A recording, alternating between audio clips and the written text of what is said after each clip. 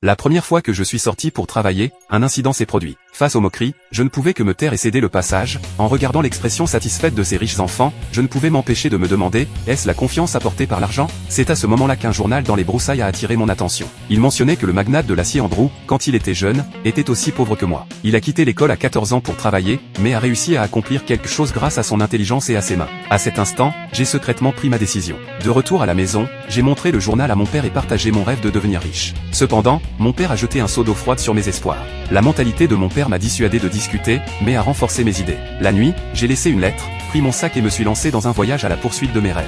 Arrivé dans un endroit inconnu, j'ai suivi la foule jusqu'au marché du recrutement. Heureusement, quelqu'un embauchait, malheureusement, il ne voulait que des gens grands et forts. Pour prouver ma valeur, j'ai soulevé un homme de 300 livres pour montrer ma force et j'ai finalement obtenu une opportunité de travail. Le travail n'était pas simple, les pieux en bois que j'avais érigés tombaient facilement avec une simple poussée de mes collègues. Embarrassé, je ne pouvais que passer 2 fois plus de temps à recommencer. Le soir, alors que les autres ouvriers se rassemblaient pour jouer aux cartes, je n'ai pas participé. Je ne voulais pas creuser toute ma vie, alors j'ai pris mon courage à 2 mains et j'ai demandé au propriétaire de la ferme le secret de la réussite.